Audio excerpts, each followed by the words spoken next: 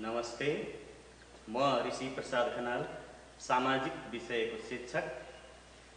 तपाईहरुको माझमा कक्षा 10 को सामाजिक विषयको शिक्षण गर्न भनेर तपाईहरुको माझमा उभिएको छु र आज म तपाईहरुलाई कक्षा 10 को एकाइ 8 आर्थिक क्रियाकलापको पाठ 2 पर्यटन उद्योगको महत्व र सम्भावना भन्ने शीर्षकमा रहेर आजको कक्षालाई म सहजीकरण गर्न जाँदैछु र आजको यो कार्यक्रम अनलाइन टिभी अनलाइन टिभीमा र ग्रेट एफएम दुवैबाट प्रसारण हुने हुँदा त एफएममा बस्नुहुने भाइ बहिनीहरूलाई सामाजिक विषयको किताब, कपी, कलम र पेज नम्बर 195 पल्टाउनमा हार्दिक अनुरोध गर्दछु र आजको विषयवस्तु म यहाँहरुको माझमा सुरु गर्न जाँदैछु।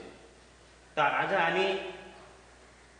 हामीले आज पर्यटन उद्योगको महत्व र सम्भावना भन्ने विषयमा पढ्न जाँदै गर्दाखेरि सबैभन्दा पहिला पर्यटन उद्योगको बारेमा पढ्नुभन्दा अगाडि त्यसका बारेमा पूर्व ज्ञान हुनु जरुरी मैले ठानेको छु। त्यसैले भाइ बहिनीहरूलाई म पर्यटन उद्योगमा प्रवेश गर्नुभन्दा अगाडि त्यससँग सम्बन्धित केही पूर्व ज्ञानहरू, पूर्व धारणाहरू यहाँहरूलाई म राख्न चाहन्छु। तपाई टेलिभिजन टिभी हेर्नुहुने भाइ बहिनीहरूले त यसमा देखि नै हाल्नु भएको छ, यो स्लाइडमा देख्नुहुन्छ। तर एफएम सुन्नुहुने भाइ बहिनीहरूले पनि मैले भनेका कतिपय शब्दहरूलाई टिप्पणी गर्दै जानु हुन म हार्दिक अनुरोध गर्दछु। र सर्वप्रथम म यहाँहरूलाई पर्यटकको बारेमा जानकारी गराउन चाहन्छु। पर्यटन र पर्यटन उद्योग यो यसरी जाने हुँदाखेरि सबैभन्दा पहिला म पर्यटकको बारेमा यहाँलाई केही कुराहरू भन्न चाहन्छु। विद्यार्थी भाइ बहिनीहरू, तपाईहरुले गाउँघरमा आफ्नै देशका विभिन्न भूभागबाट आउनुभएका मान्छेहरू पनि देखिरहनु भएको छ। विभिन्न देशबाट आएका मान्छेहरू पनि देख्नु भएको छ। वास्तवमा ती व्यक्तिहरू नेपालको संस्कृति, कला, भाषा, धर्म वा विविध विषयमा जानकारी लिने अथवा त्यसका बारेमा प्रत्यक्ष रूपमा अवलोकन गरेर आनन्द लिने उद्देश्यका साथ आएका हुन्छन्। साधारण अर्थमा भन्नु भने तिनै व्यक्तिहरू पर्यटक हुन्।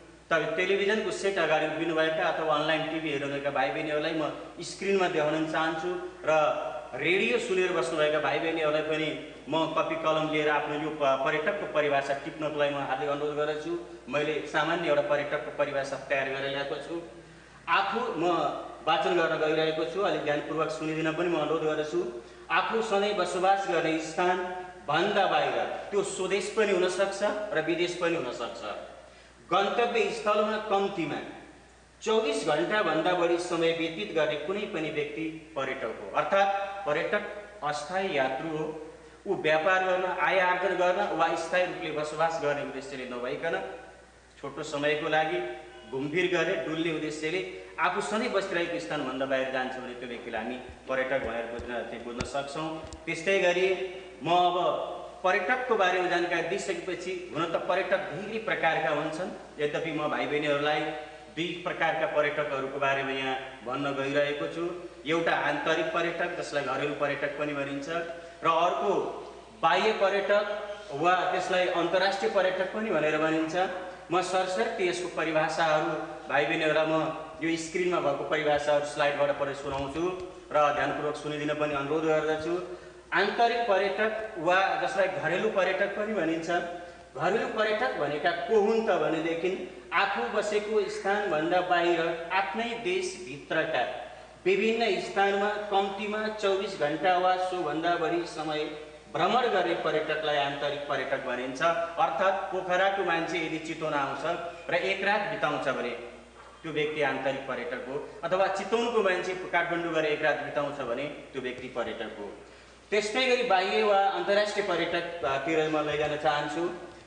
त्यसको परिभाषा यस प्रकार रहेको छ। आफ्नो मुलुकभन्दा बाहिर कम्तीमा पनि 24 घण्टा वा सोभन्दा बढी समयका लागि बसोबास गर्ने वा पारिश्रमिक युक्त रोजगारी गर्ने बाहेकका उद्देश्यले भ्रमण गर्ने पर्यटक अन्तर्राष्ट्रिय पर्यटक हुन्। अर्थात् देशको सिमाना पार गरेर जाने, तर त्यहाँ पारिश्रमिक युक्त काम गर्ने, रोजगारी गर्ने, व्यापार गर्ने, व्यवसाय गर्ने उद्देश्य अथवा त्यहाँ स्थायी रूपले सधैँ बसोबास गर्ने उद्देश्य नबोकेका सम्पूर्ण व्यक्तिहरू चाहिँ अन्तर्राष्ट्रिय पर्यटकहरू हुन् भनेर मैले यहाँलाई जानकारी दिएँ। त्यस्तै गरी अब म पर्यटनतर्फ लैजान चाहन्छु। पर्यटन भनेको चाहिँ वास्तवमा यो एउटा प्रक्रिया हो। कुनै व्यक्ति जस्तै उदाहरणको लागि विधा, स्वास्थ्य, मनोरञ्जन, अध्ययन, धर्म, आनन्द अथवा बढी खुसी प्राप्तिको लागि, किन भन्दा पर्यटन भन्ने बित्तिकै यो खुसीसँग सम्बन्धित छ, आनन्दसँग सम्बन्धित छ। जहाँ आनन्द प्राप्त हुँदैन त्यहाँ पर्यटन हुँदैन, ती पर्यटनको परिभाषा अनुसार। त्यसैले विधा, स्वास्थ्य, मनोरञ्जन, अध्ययन, धर्म र खेलकुद आदि उद्देश्यले एउटा देशका नागरिक देशभित्र वा देशमा भ्रमण गर्ने प्रक्रियालाई पर्यटन भनेर भनिन्छ। त अब पर्यटनको बारेमा मैले अहिले यति नै भने भाइ बहिनीहरूलाई, त्यस्तै गरी अब म अर्को पर्यटन उद्योगको बारेमा लैजान चाहन्छु। त पर्यटन भनेको भाइ बहिनीहरूको बिचमा मैले प्रस्तुत गरिसकेँ। अब सामान्यतया यो पर्यटन उद्योग भनेपछि यहाँ दुईटा शब्द छ।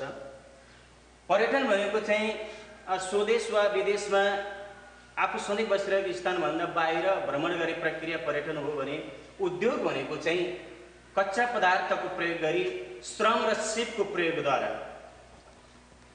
तयारी वस्तु उत्पादन गरिने स्थानलाई सामान्य अर्थमा चाहिँ हामी उद्योग भनेर भन्छौँ। उद्योगको बारेमा मैले यति नै भने, जहाँ वस्तु उत्पादन हुन्छ, र मेटेरियललाई तयारी वस्तुको रूपमा उत्पादन गरिन्छ, त्यो स्थानलाई उद्योग भनिन्छ। त पर्यटन उद्योगलाई जोडेर परिभाषित गर्दाखेरि चाहिँ म विद्यार्थी भाइ बहिनीहरूलाई ध्यान दिनु पनि अनुरोध गर्न चाहन्छु। आवश्यकता महसुस भयो भने टिप्न पनि सक्नुहुन्छ विद्यार्थी भाइ बहिनीहरू। तपाईँहरूको अगाडि कापी, कलम र पाठ्यपुस्तक पनि छ, सँगसँगै पाठ्यपुस्तकमा पनि हेरिदिन म अनुरोध गर्दछु। पर्यटकहरूलाई सेवा सुविधा दिएर नाफा कमाउने उद्देश्यले सञ्चालन गरिएका पेसा वा व्यवसायलाई पर्यटन उद्योग भनिन्छ। यो धुवाँरहित उद्योग हो जसलाई स्मोकलेस इन्डस्ट्री भनिन्छ। त्यस्तै गरी यसलाई सेवामूलक उद्योग पनि भनिन्छ। जस्तै यसमा उदाहरणको लागि यसभित्र चाहिँ मनोरञ्जन, व्यापार, पदयात्रा, पर्वतारोहण, दृश्यावलोकन लगायतका क्षेत्रहरू पर्यटन उद्योगका उदाहरणहरू हुन्। र यो अहिलेको विश्वले वास्तवमा आर्थिक समृद्धिको सबैभन्दा सुरक्षित र सबैभन्दा बढी आशा राखेको क्षेत्र पनि हो पर्यटन उद्योग। त अब यसै गरी म भाइ बहिनीहरूलाई, एफएम सुनेर बसिरहनु भएको भाइ बहिनीहरूलाई वर्तमान योजनामा पर्यटन भन्ने शीर्षकमा हेर्न अनुरोध गर्दछु। यो पनि 195मै छ। र अनलाइन टिभीमा बस्नुभएका भाइ बहिनीहरूलाई म स्क्रिनमा पनि ध्यान दिनु अनुरोध गर्दछु। वर्तमान योजनामा पर्यटन भन्ने शीर्षक र अन्तर्गत रहेर वास्तवमा अहिले 21औं शताब्दीको युग, त्यसमाथि नेपाल जस्तो त्यहाँ कम विकसित देश जसले चाहिँ के छ भन्दाखेरि आर्थिक समृद्धिको यात्रामा सबैभन्दा सफल मार्ग अथवा सबैभन्दा प्रायोरिटी दिएको विषय भनेको चाहिँ पर्यटन उद्योग नै छ। त्यसैले नेपाल सरकारको 14औं योजनाले पनि चाहिँ पर्यटनलाई बडा महत्त्वपूर्ण विषयको रूपमा लिएको छ, जसलाई मैले यहाँ निम्न शीर्षकहरू जस्तै दीर्घकालीन सोच, उद्देश्य, लक्ष्य र रणनीति भनेर चाहिँ वर्तमान 14औं योजनाले चाहिँ पर्यटनलाई दिएको फोकस जसरी गरेको छ त्यसमा म यहाँ प्रस्तुत गर्न जाँदैछु। जस्तो दीर्घकालीन सोच अन्तर्गत छ पर्यटन विकासका लागि नेपाललाई विश्वकै उत्कृष्ट पर्यटकीय स्थलका रूपमा विकास गर्ने। जबसम्म गन्तव्य स्थल को विकास हुँदैन, जबसम्म गन्तव्य स्थलमा पूर्वाधारहरूको विकास गर्न सकिँदैन, पर्यटकहरूलाई तबसम्म पर्यटकलाई हामीले भित्राउन सक्दैनौँ। त्यसैले नेपाल सरकारले गन्तव्य स्थल विकासको एउटा चाहिँ दीर्घकालीन लक्ष्य लिएको छ। त्यसपछि उद्देश्य अन्तर्गत के राखेको छ भन्दा राष्ट्रिय तथा अन्तर्राष्ट्रिय रूपमा पर्यटन प्रबन्धन मार्फत पर्यटकको सङ्ख्या र राष्ट्रिय अर्थतन्त्रमा वृद्धि गर्ने भनेको छ, जसलाई व्यापक मात्रामा पूर्वाधारहरूको विकास गर्ने, पर्यटकहरूसँग सम्बन्धित सेवा सुविधाहरूमा थप वृद्धि गर्दै जाने र पूर्वाधारहरूको विकास, सेवा सुविधामा सुधार, सँगसँगै विश्वव्यापी यसको चाहिँ स्वदेश वा विदेशमा अथवा विश्वव्यापी रूपमा यसको प्रचार प्रसार गरेर चाहिँ धेरैभन्दा धेरै पर्यटकहरू नेपाल भित्राउने र नेपाल भित्राइसकेपछि त्यसले दिने आय आर्जनको माध्यमद्वारा चाहिँ नेपालको अर्थतन्त्रमा थप टेवा पुग्नेछ र अर्थतन्त्रमा वृद्धि ल्याउने चाहिँ नेपाल सरकारको लक्ष्य रहेको छ, उद्देश्य रहेको छ। र लक्ष्य चाहिँ के रहेको छ भन्दा निजी क्षेत्रको सहकार्यमा पर्यटन प्रवर्धन गर्ने, थप पर्यटकीय गन्तव्यको विकास गर्ने, ग्रामीण पर्यटन मार्फत रोजगारीका अवसरहरू सिर्जना गर्ने भनिन्छ। गरिबी जबसम्म रोजगारीका अवसरहरू सिर्जना गर्न सकिँदैन तबसम्म गरिबी निवारण गर्न सकिँदैन। त्यसका निमित्त किन नेपाल सरकार आफै पनि सक्षम छैन नेपालको पर्यटन उद्योगको विकासका निमित्त, त्यसका लागि निजी स्रोतहरूलाई पनि सहकार्य गर्ने अनि नयाँ गन्तव्य स्थलहरूको खोजी गर्ने, किनकि नेपाल सम्भावनाले भरिपूर्ण देश हो। यहाँ प्रशस्त सम्भावना बोकेका स्थानहरू छन्, त्यसको खोजी गर्ने र ग्रामीण क्षेत्रमा जनजीवन चाहिँ ग्रामीण क्षेत्रका मानिसहरूको जनजीवनलाई माथि उकास्नका निमित्त ग्रामीण पर्यटनको मार्फत धेरैभन्दा धेरै रोजगारी सिर्जना गरेर नेपाललाई अगाडि बढाउने 14औं योजनाको चाहिँ 14 योजनामा चाहिँ यो ढङ्गले पर्यटनलाई लिएको छ। छ। लास्टमा रणनीतिमा जाउँ। अब रणनीति अन्तर्गत पर्यटन प्रवर्धन गर्न छिमेकी तथा अन्य मुलुकहरूलाई केन्द्रित गरी व्यापक प्रचार प्रसार गर्ने। अब घरमा मेरो घरमा सुनको हात्ती छ भनेर कसले पत्याउँछ र बोल्ने पनि पिठो बिक्छ नबोल्नेको चामल बिक्दैन भने जस्तै हामी सांस्कृतिक, धार्मिक, ऐतिहासिक, प्राकृतिक सम्पदाले नेपाल विश्वमै अति उत्कृष्ट मुलुक हो। यसलाई हामीले विश्वव्यापी रूपमा प्रचार प्रसार गर्न सक्यौँ भने धेरै ढङ्गका मानिसहरूलाई, धेरै रुचि चाहना भएका मानिसहरूलाई नेपालमा भित्राउन सक्छौँ र नेपालको गरिबी, नेपालको अर्थतन्त्रमा सुधार, राष्ट्रिय आयमा वृद्धि, कुलग्रास्त उत्पादनमा वृद्धि गर्दै धेरै रोजगारीका अवसरहरू सृजना गरेर नेपालीको जनजीवनमाथि विकास सक्ने प्रचुर सम्भावनालाई मध्यनजर गर्दै नेपाल सरकारले पर्यटनलाई यो ढङ्गले लिएको यहाँहरूको माझमा मैले राखेँ। विद्यार्थी भाइ बहिनीहरू एफएमको अगाडि बस्नु भने विद्यार्थी भाइ बहिनीहरूले हेर्न सक्नुहुन्छ। यो मैले यसरी बुदागत रूपमा दिए पनि त्यहाँ चाहिँ अनुच्छेदमा दिएको छ, भाइ बहिनीहरूले त्यहाँ अन्डरलाइन गरेर हेर्न सक्नुहुन्छ र अनलाइन टिभीमा बस्नुहुने भाइ बहिनीहरूले चाहिँ स्क्रिनमा नै हेर्न सक्नुहुनेछ। म अब अगाडि बढ्न चाहेँ। नेपालमा पर्यटन उद्योगको महत्त्व। अब पर्यटन उद्योग वास्तवमा मैले अघि नै पनि भनिसकेँ, पर्यटन उद्योग प्रशस्त सम्भावना बोकेको चाहिँ क्षेत्र हो नेपालको सन्दर्भमा। अब नेपाल जस्तो देशको सन्दर्भमा त अन्य उद्योगको विकास, स्रोत र साधनको अभाव, कच्चा पदार्थको अभाव, विभिन्न कारणहरूले के अरे दक्ष जनशक्तिको अभाव, विभिन्न कारणहरूले गर्दा अन्य उद्योग औद्योगिक क्षेत्रहरूको विकासभन्दा पनि पर्यटन उद्योगको चाहिँ हामीले धेरै विकास गर्ने सम्भावना छ। यदि हामीले विकास गर्न सक्यौँ, पर्यटनलाई हामीले सोचे ढङ्गले सोचे जसरी अगाडि बढाउन सक्यौँ भनेदेखि वास्तवमा यसले के फाइदा पुर्याउँछ त, कस्तो महत्त्व बोकेको छ यसले भन्ने कुरालाई म सरस्वती बुदागत रूपमा भाइ बहिनीहरूको अगाडि म प्रस्तुत गर्न चाहन्छु। र विद्यार्थी भाइ बहिनीहरूको यो 100 के अरे रेडियोको अगाडि बस्नुहुने विद्यार्थी भाइ बहिनीहरूको 195 को लास्ट पेजमा छ, पेज नम्बरको त्यो 195 पेजको लास्टमा यो महत्त्वलाई बुदागत रूपमा दिएको छ र अनलाइन टिभीमा बस्नुहुने भाइ बहिनीहरूले स्क्रिनमा देख्न सक्नुहुनेछ। यदि पर्यटनको विकास गर्न सक्यौँ भने हामीले के कुराको फाइदा लिन सक्छौँ, जस्तै नम्बर 1 मा छ विदेशी मुद्रा आर्जनको स्रोत। हामी आयात धेरै गर्छौँ र निर्यात कम गर्छौँ, त्यसैले हाम्रो सधैँ वैदेशिक व्यापार घाटामा रहेको छ। र जति उद्योग धन्दा कल कारखानाहरू सुरुमा स्थापित भएको थिए ती पनि विभिन्न कारणले, राजनीतिक अस्थिरता वा नीतिगत अस्थिरताको कारणले गर्दा दिन प्रतिदिन ती पनि बिग्रिँदै नष्ट हुँदै गइरहेका छन्, ध्वस्त हुँदै गइरहेका छन्। नयाँ उद्योग धन्दाहरू खोल्ने सम्भावना पनि खासै वातावरण नमिलिसकेको अवस्थामा यदि नेपालले साँच्चै नै नेपालको वैदेशिक घाटालाई सन्तुलित गर्ने हो भनेदेखि वा वैदेशिक मुद्रा आर्जनलाई अलि बढाउने हो भनेदेखि पर्यटन नै एकमात्र नेपालको चाहिँ माध्यम हो। यसका माध्यमबाट जति विदेशीहरू आउँछन् उनीहरूले विदेशी मुद्रा नै नेपालमा आएर तिर्छन् र नेपालले चाहिँ वैदेशिक मुद्रा आर्जन गर्न सक्छ भन्ने कुरा मैले यति नै भने। दोस्रो छ रोजगारीका अवसरहरू प्रदान गर्ने। अब यो संसारमा पर्यटन त्यस्तो क्षेत्र हो, पर्यटन त्यस्तो उद्योग हो, अहिले चाहिँ संसारमा लगभग 50% भन्दा रोजगारी पर्यटनले दिएको छ। त्यही सम्भावना नेपालले पनि हासिल गर्न सक्ने रहेको छ। अर्थात् हामीले जति धेरै पर्यटन उद्योगको विकास गर्न सक्छौँ, जति यसमा लगानीहरू वृद्धि गर्न सक्छौँ, त्यति नै यहाँ रोजगारीका अवसरहरू सृजना हुँदै जान्छ। अब हामीले एउटा कस्तो सँगसँगै अरू कुरा के पनि बुझ्नुपर्छ भन्दा पर्यटन उद्योग भनेको एउटा समष्टिगत उद्योग हो। कुनै एउटा उद्योगले, कुनै एउटा व्यवसायीले एउटा पर्यटकका सबै चाहनाहरू, सबै आवश्यकताहरू पुरा गर्न सक्दैन। एकजना व्यक्ति एयरपोर्टमा आउँछ, एयरलाइन्सले काम पाउँछ, ट्याक्सी चालकले काम हुन्छ, त्यसपछि होटलमा पुग्छ, त्यहाँ गाइड चाहिन्छ, त्यहाँ म्यानेजर चाहिन्छ, त्यहाँ रिसेप्सनिस्ट चाहिन्छ, त्यहाँ कुक चाहिन्छ, त्यहाँ अब चाहिँ लन्ड्री सर्भिसले काम पाउँछ। यसरी के भन्दाखेरि पर्यटन उद्योगबाट धेरैभन्दा धेरै अवसरहरू, रोजगारीका अवसरहरू सृजना गर्न सकिन्छ यदि नेपालले हाम्रो पर्यटकीय सम्भावनालाई यदि हामीले व्यवहारमा उतार्न गर्न सक्यौँ भने, त्यसलाई व्यावहारिक जीवनमा उतार्न सकेको अवस्थामा धेरै रोजगारीका अवसरहरू सृजना हुन सक्छ। त्यस पछाडि घरेलु तथा साना उद्योगको विकास। हामीलाई थाहा छ थोरै लगानीमा स्थानीय तहमै प्राप्त कच्चा पदार्थहरूको प्रयोग गरी अब सञ्चालनमा रहेका उद्योगहरूलाई हामी घरेलु तथा साना उद्योग भन्छौँ। वास्तवमा पर्यटकहरू नेपाल भ्रमणमा आउँछन्, नेपाल भ्रमणमा आइसकेपछि उनीहरूका आवश्यकता अनुसारका उनीहरूले वस्तु खरिद गर्दाखेरि के हुन्छ भन्दा हाम्रा घरेलु उद्योगहरू उत्पादन गरेका वस्तुहरू उनीहरूले खरिद गर्छन्। यसले के हुन्छ भन्दा उद्योगीका उत्पादनहरू बिक्री हुन्छ। उद्योगिक उत्पादनहरू बिक्री भएपछि उनीहरूलाई आय आर्जन हुन्छ र यो घरेलु उद्योग टिक्छ र यसको निरन्तरतामा एउटा चाहिँ सुनिश्चितता हुन्छ। त्यस्तै गरी राजस्वमा वृद्धि भनेको छ। राजस्वमा वृद्धि भन्नाले कस्तो भन्दा सरकारले विभिन्न स्रोतहरूबाट आम्दानी प्राप्त गरेको हुन्छ, जसलाई हामी राजस्व भन्छौँ। आम्दानीका धेरै स्रोतहरू हुन्छन्। ती विभिन्न स्रोतहरूलाई एकमुष्ट रूपमा भन्दाखेरि हामीले राजस्व भन्छौँ। र जति पर्यटकहरू आउँछन् त्यति उद्योगहरू खुल्छन्, त्यति व्यापार व्यवसायहरूमा वृद्धि हुने हुँदाखेरि प्रशस्त मात्रामा राजस्वको वृद्धि हुने सम्भावना रहन्छ। त्यस्तै गरी व्यापार तथा कला संस्कृतिको प्रवर्धन र विश्वमा राष्ट्रको प्रचार प्रसार हुन्छ। विश्वव्यापी रूपमा नेपाललाई चाहिँ नेपाल र नेपालीलाई चिनेछन्। गरिबी निवारणमा सहयोग, रोजगारीको अवसर सृजना, प्रति व्यक्ति आयमा वृद्धि भएपछि गरिबी निवारण स्वतः हुँदै जान्छ, जीवनस्तरमा सुधार। जब आय आर्जन हुन्छ व्यक्तिको खानपान जीवनशैलीमा सुधार आउँछ। यसै गरी म अन्तमा अन्तिम चाहिँ टपिक्स रहेको छ विद्यार्थी भाइ बहिनीलाई म अन्तिम टपिक्सतर्फ लैजान चाहन्छु।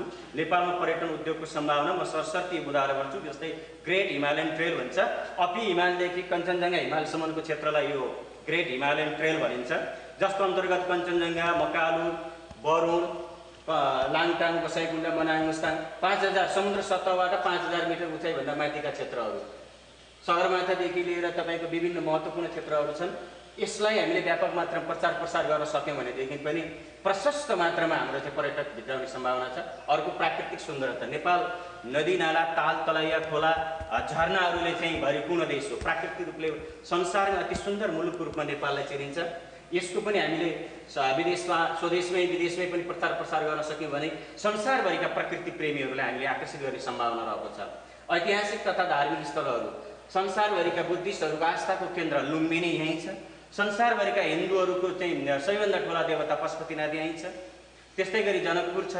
लगायतका महत्त्वपूर्ण धार्मिक स्थलहरू छन् भनेदेखि नेपालका ऐतिहासिक धरोहरहरू छन्, काष्ठकला, मूर्तिकलाहरू छन्। यसलाई हामीले संरक्षण गर्न सक्यौँ, यसलाई हामीले विश्वव्यापी रूपमा प्रचार प्रसार गर्न सक्यौँ भने पनि धेरै थरीका पर्यटकहरू भित्राउन सक्छौँ।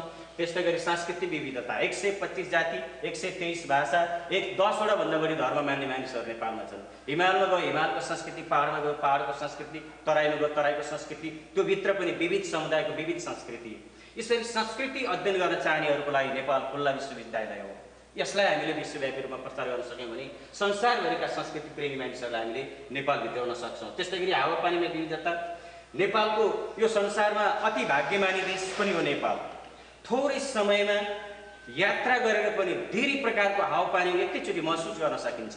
हामी यहाँ मानौँ हामी अहिले चितवनमा छौँ, चितवनबाट हामी काठमाडौँ पुग्यौँ भने पनि हामी सामान्य कपडा लगाएर हामी यदि गयौँ भने काठमाडौँ पुग्दा हामीलाई विन्ड चिटरको आवश्यकता पर्छ, अलि न्यानो कपडाको आवश्यकता पर्छ।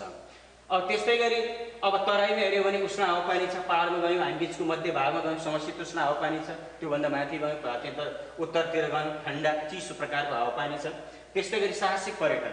अब साहसिक पर्यटन भनेको के भन्दाखेरि सामान्यतया सामान्य मानिसले गर्न नसक्ने अथवा कोही व्यक्तिमा यस्तो चाहना हुन्छ कि म अरूको नजरमा हिरो बनौँ भन्ने किसिमको एउटा सोच मनोविज्ञानले गर्ने काम हुन्छ। यो अलिकति साहस, अलिकति मुटु, अलिकति दम हुने मान्छेले गर्ने किसिमका क्रियाकलापहरू जो पाए त्यहीले। जस्तै उदाहरणको लागि भाइ बहिनीहरूले बन्जी जम्पिङको बारेमा थाहा छ कि छैन, प्याराग्लाइडिङको बारेमा थाहा छ कि छैन, चाहिँ पर्वतारोहणको कुरा छ, पैदल यात्राको कुरा छ। यी सबै के भन्दाखेरि जलयात्राको कुरो छ। अलिकति थोरै साहसको आवश्यकता पर्छ। यस किसिमको पर्यटन पनि नेपालमा प्रशस्त सम्भावना छ। नेपालको भूबनौट पनि त्यस्तै छ। अर्को विद्यार्थी भाइ बहिनीहरू, लगभग अब हामी अन्तिमतर्फ उन्मुख हुँदैछौँ र अन्तिम बुँदा रहेको छ प्राकृतिक वनस्पति र वन्यजन्तुको विविधता। नेपाल प्राकृतिक वनस्पति र वन्यजन्तुको विविधताका हिसाबले संसारमा उत्कृष्ट धनी मुलुक मानिन्छ। यहाँ संसारमै अति दुर्लभ मानिने एकसिङे गैँडा, पाटे बाघ लगायत घडियाल गै लगायत विविध महत्त्वपूर्ण दुर्लभ वन्यजन्तुहरूको वासस्थान हो नेपाल। र बोट बिरुवाका हिसाबले पनि संसारमै अति दुर्लभ मानिएका बोट बिरुवाहरू अर्थात् वनस्पतिहरू नेपालमा रहेको पाइन्छ। यस हिसाबले संसारमा भनिन्छ प्रत्येक मानिसको मस्तिष्क अलग अलग हुन्छ, प्रत्येकको रुचि चाहना अलग अलग हुन्छ।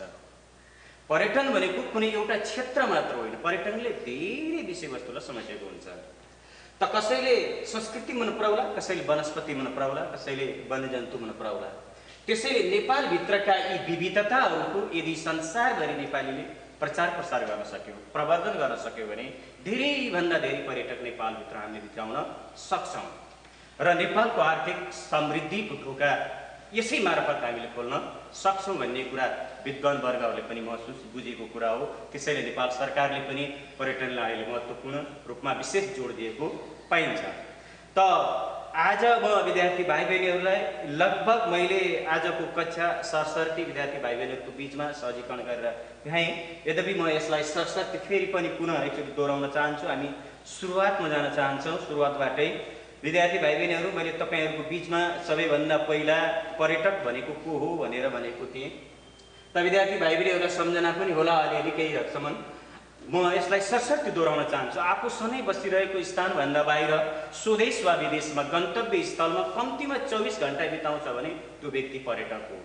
भाइ बहिनीहरूलाई मैले पर्यटकको बारेमा फेरि सम्झाएँ। त्यस्तै गरी पर्यटकलाई धेरै किसिमले वर्गीकरण गर्न सकिन्छ, तर हाम्रो पाठले भनेअनुसार चाहिँ दुईवटा छ मेन कुरा, आन्तरिक वा घरेलु, बाह्य वा अन्तर्राष्ट्रिय पर्यटक। आन्तरिक भनेको स्वदेशकै सीमाभित्र एक स्थानबाट अर्को स्थानमा भ्रमणमा जाने र गन्तव्य स्थलमा 24 घन्टा बिताउने व्यक्ति आन्तरिक पर्यटक हो भने देशको सिमानाभन्दा बाहिर, देशको सिमाना पार गरेर बाह्य मुलुकमा गएर कम्तीमा 24 घन्टा बिताउँछ भने त्यो व्यक्ति चाहिँ बाह्य पर्यटक हो। तर त्यसमा दुईटा कन्डिसन बिर्सिनु हुँदैन। नम्बर 1, ऊ स्थायी रूपले बसोबास गर्ने उद्देश्यले जानु भएन। दोस्रो कुरो, आयात गर्ने जानु भएन। ऊ डुल्न मात्र जाने हो, मनोरञ्जन लिन जाने हो। त्यस्तै गरी अब मैले यहाँ भाइ बहिनीहरूको बिचमा पर्यटन उद्योगको बारेमा कुरो राख्न चाहन्छु। पर्यटन उद्योगभन्दा अगाडि म पर्यटनतर्फ यहाँ भाइ बहिनीहरूलाई लान चाहन्छु। पर्यटन विधा, स्वास्थ्य, मनोरञ्जन, अध्ययन, धर्म र खेलकुद आदि उद्देश्यले एउटा देशका नागरिक देशभित्र वा अन्य देशमा भ्रमण गर्ने प्रक्रियालाई चाहिँ पर्यटन भनिन्छ। अझै भनियो भनेदेखि ती व्यक्तिहरूको भ्रमण पश्चात उत्पन्न हुने सामाजिक, सांस्कृतिक, आर्थिक, राजनीतिक वातावरण के हो भने पर्यटन हो भनेर पनि भन्न सकिन्छ। त्यस्तै गरी अब पर्यटन उद्योगलाई म जोड्न चाहन्छु भाइ बहिनीहरूलाई। पर्यटन उद्योग भनेको पर्यटक यात्राका दौरानमा उसको यात्रा रमाइलो होस्, मनोरञ्जनपूर्ण होस् भन्ने उसले चाहन्छ। त्यसका खातिर उसले जे वस्तुहरूको आवश्यकता पर्छ, ती सेवाको आवश्यकता पर्छ, त्यो उपलब्ध गराउने उद्देश्यले खोलिएका चाहिँ व्यवसाय वा उद्योग, जो नाफा कमाउने उद्देश्यका साथ खोलिएका हुन्छ, त्यसलाई पर्यटन उद्योग भनिन्छ। र वर्तमान योजनामा पर्यटनलाई विशेष गरी यसरी दीर्घकालीन सोच, उद्देश्य, लक्ष्य, रणनीति भनेर यो ढङ्गले चाहिँ पर्यटनलाई अलि विशेष महत्त्वपूर्ण ढङ्गले पर्यटनलाई महत्त्व दिएको पाइन्छ। त्यस्तै गरी नेपालमा पर्यटन उद्योगको महत्त्व सरसर्तीमा बुदागत रूपमा भाइ बहिनी राख्न चाहन्छु। विदेशी मुद्रा आर्जनको स्रोत, रोजगारीका अवसर प्रदान, घरेलु तथा साना उद्योगको विकास, राजस्वमा वृद्धि, व्यापार तथा कला सांस्कृतिक प्रवर्धन, विश्वमा राष्ट्रको प्रचार प्रसार, गरिबी निवारणमा सहयोग, जीवन स्तरमा सुधार भयो भने अन्त्यमा विद्यार्थी भाइ बहिनीहरू, नेपालमा पर्यटन उद्योगको सम्भावना ग्रेट हिमालयन ट्रेल, प्राकृतिक सुन्दरता, ऐतिहासिक तथा धार्मिक स्थलहरू, सांस्कृतिक विविधता, हावापानीमा विविधता, साहसिक पर्यटन, प्राकृतिक वनस्पति र वन्यजन्तुको विविधता। त विद्यार्थी भाइ बहिनीहरू, लगभग आजको क्लास कक्षा यहीँ समाप्त हुन्छ र विद्यार्थी भाइ बहिनीहरूले पछाडिपट्टि क्रियाकलाप र अभ्यास रहेको प्रश्नहरू गर्नु चाहना थियो। विद्यार्थी भाइ बहिनीहरूसँग सम्मुखमा रहेर साक्षात्कार गर्ने, तर विश्वव्यापी सिर्जित यो कोरोना भाइरसको समस्याका कारणले गर्दा विद्यार्थी भाइ बहिनीहरू भन्दा टाढा रहेर चाहिँ यो टेलिभिजन र रेडियो मार्फत यो कक्षा लिन हामी बाध्य हुनु परेको छ। घरमै बसौँ, सुरक्षित रहौँ, यो कुरो विद्यार्थी भाइ बहिनीहरूले पनि मनन गरौँ। साबुन पानीले हात धोइरहौँ, कुनै पनि वस्तु छोयौँ भनेदेखि हात धोऊँ, हामी सबै सुरक्षित रहौँ। हस्त, आजको कक्षा यहीँ समापन हुन्छ। धन्यवाद।